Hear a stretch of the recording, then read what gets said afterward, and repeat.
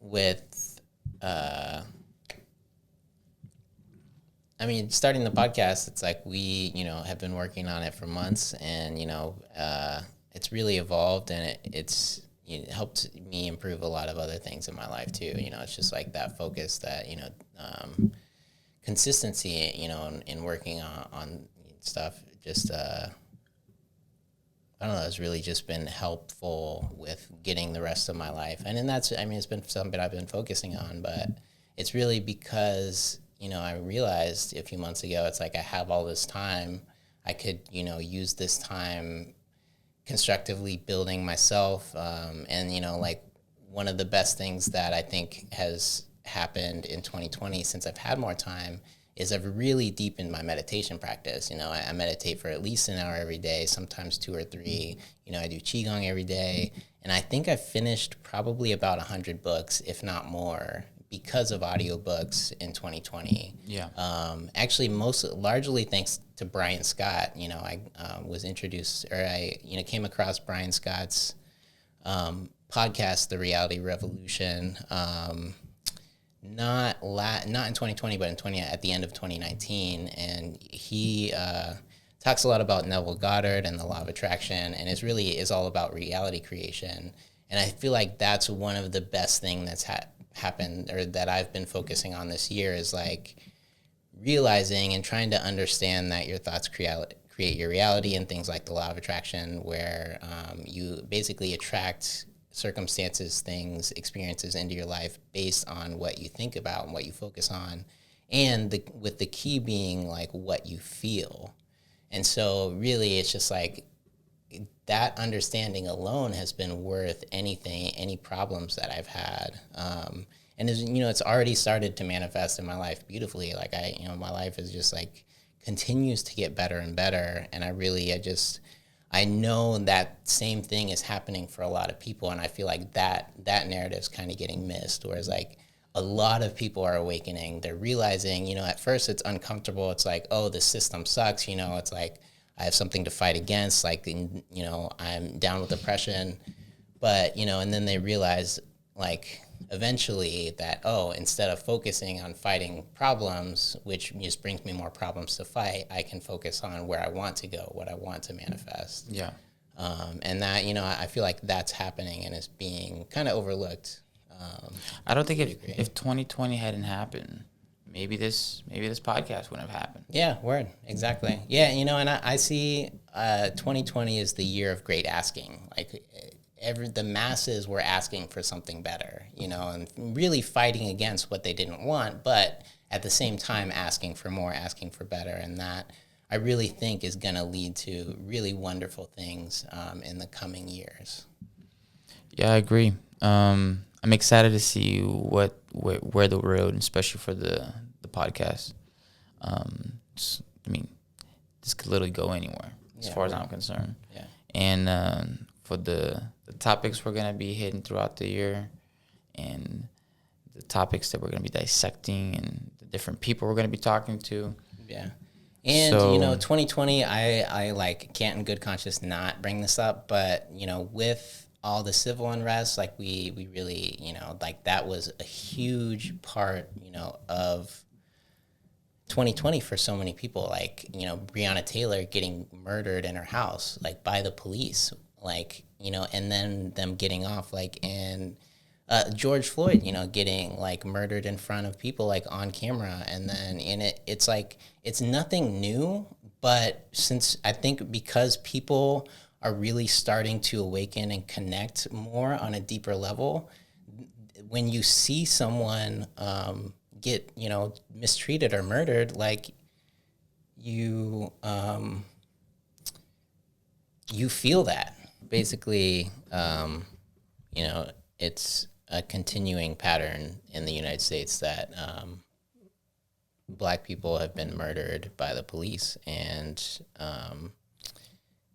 their murderers don't ever face justice. And so, like, people really got fed up with that this year in a way that I think we just haven't seen before, at least not on such a wide scale. And with social media, it's like so many people can talk But I mean, part of that is like there's also manipulation in that. It's like I really feel like it's been amplified by the mainstream media to try to divide people and try to, keep people in this mindset that they have, they have to like that they're being oppressed and like because your thoughts create your reality, for you to believe that you're being oppressed and that, like other people are gonna come and harm you just because of who you are, how you look, like for you to internalize that, you actually create that for yourself. And so, this might be an unpopular opinion, but we're going to have to change our minds. We're going to have to stop seeing ourselves as victims and stop accepting the narrative that we're being oppressed and that, that we are seen as inferior. Because I know, I speak for white people and black people, like, because I'm both, it's like I know the vast majority of white people don't like want to harm black people or don't like think of black people as inferior, but on the other side of that, there are a lot of, racist people out there of all races, not just white people. So you think there's a lot? I think there's a lot, yeah. Like if you were to put a percentage. I have no idea percentage-wise. I mean, a lot should be more than at least close to 50%. 20, 30% is a lot of racist. So you people. think, so if I were to put 10 people in this room, 3 of them would be racist? I mean, to a degree, yeah, probably. I mean, but it's like... No, I mean, I'm serious about these questions because, I've been hearing all year the whole systemic inequality and, black people are always getting the shit into the stick. And I've been hearing that all year long. Yeah, I got front row seats to it because I live on Fifth Avenue. So I saw all the BLM marches. Right. The point I'm trying to make is how a majority of this stuff is going about the problem. In my opinion, it's not getting anything done. In many ways, it's making it worse. Yeah, how it's getting done and held. And so it's almost like nobody likes to see anybody die. Those are all unfortunate events that if taken back, majority of people would say, yes, that was very unfortunate. I hope that didn't happen.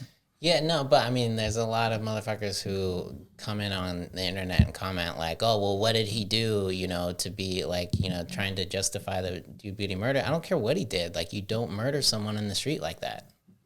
Yeah, no. But so I think some of the arguments are not just that. Some of the arguments that I've seen been put up were in that situation that you're talking about. Dude was hopped on crazy drugs. Did you not know that? Yeah, well, I don't know what happened. So he was hopped on crazy amount of drugs. So if we're going to talk about the story, let's talk about the story. And so if you actually watch the full video, the guy was saying trippy shit before anybody was even touching him. Word. He was saying should have been restrained. Right, 100%. Don't get on top of a guy. Don't get on top of a guy who is already tripping on cloud 9. Yeah, word. And is already breathing at like God knows at what speed. Yeah, 100%. So that needed to be assessed the way that needed to be assessed. He needed to be thrown straight into an ambulance, and then if you're gonna put him on because he was breaking the law, he goes after he's quote unquote healthy. But yeah, I won't get into the specifics. I was not there. I'm not in the car. I don't know the guy. And so I could say well, I heard this one story, this one person, this one news, this one this. And you keep getting more bits of the story, and you're like, who fucking knows what, dude? Yeah, word.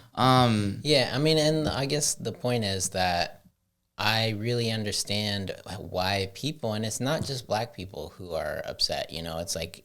I mean, the marches was like predominantly white, 20, 30-something-year-olds in Seattle. And so it's like people are just fed up of, seeing discrimination and oppression, but it's like, it's also, like you said, really been blown up and like, Well, I mean, let's talk about this. Let's talk about this, oppression.